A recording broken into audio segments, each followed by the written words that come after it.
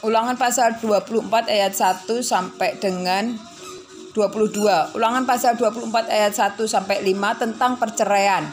Apabila seorang mengambil seorang perempuan dan menjadi suaminya, dan jika kemudian ia tidak menyukai lagi perempuan itu, sebab didapatinya yang tidak senonoh padanya, lalu ia menulis surat cerai dan menyerahkannya ke tangan perempuan itu, sesudah ia itu menyuruh dia pergi dari rumahnya. Dan jika perempuan itu keluar dari rumahnya dan pergi dari sana, lalu menjadi istri orang lain, dan jika laki-laki yang kemudian itu tidak cinta lagi kepadanya, lalu menulis surat cerai dan menyerahkan ke tangan perempuan itu serta menyuruh dia pergi dari rumahnya, atau jika laki-laki yang kemudian mengambil dia menjadi istrinya itu mati, maka suaminya yang pertama yang telah menyuruh dia pergi itu tidak boleh mengambil dia kembali menjadi istrinya setelah perempuan itu dicemari, sebab hal itu adalah kekejian di hadapan Tuhan. Janganlah engkau mendatangkan dosa atas negeri yang diberikan Tuhan Allahmu kepadamu menjadi milik pusakamu.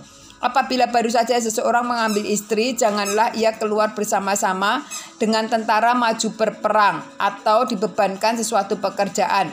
1 tahun lamanya ia harus dibebaskan untuk keperluan rumah tangganya dan menyukakan hati perempuan yang telah diambilnya menjadi istrinya.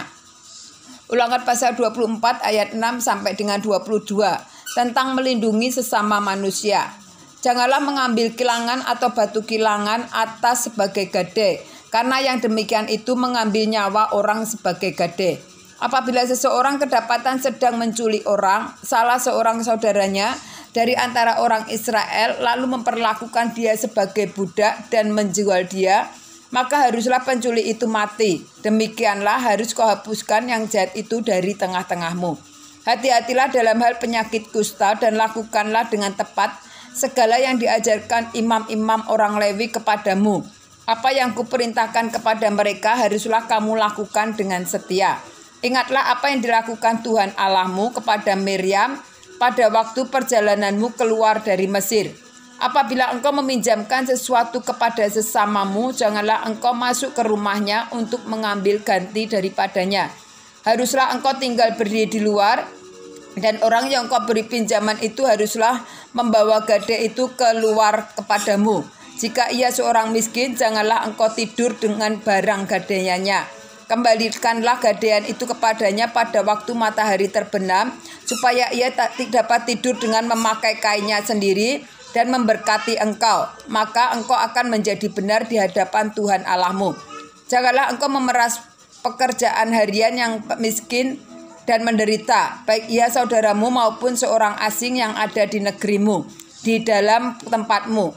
Pada hari itu juga haruslah engkau membayar upahnya sebelum matahari terbenam. Ia mengharapkannya karena ia orang miskin, supaya ia jangan berseru kepada Tuhan mengenai engkau dan hal itu menjadi dosa bagimu.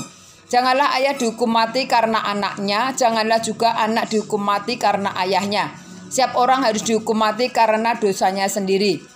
Janganlah engkau memperkosa orang asing dan anak yatim. Juga janganlah engkau mengambil pakaian seorang janda menjadi gadai. Haruslah kau ingat bahwa engkau pun dahulu budak di Mesir dan engkau ditebus Tuhan Allahmu dari sana.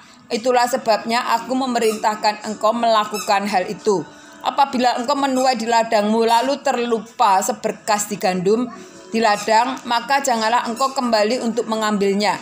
Itulah bagian orang asing, anak yatim dan janda, supaya Tuhan Allahmu memberkati engkau dalam segala pekerjaanmu. Apabila engkau memetik hasil pohon zaitunmu dengan memukul-mukulnya, janganlah engkau memeriksa dahan-dahannya sekali lagi. Itulah bagian orang asing, anak yatim dan janda. Apabila engkau mengumpulkan hasil kebun anggurmu, janganlah engkau mengadakan pemetikan sekali lagi. Itulah bagian orang asing, anak yatim dan janda. Haruslah kau ingat bahwa engkau pun dahulu budak di tanah Mesir. Itulah sebabnya aku memerintahkan engkau melakukan hal ini.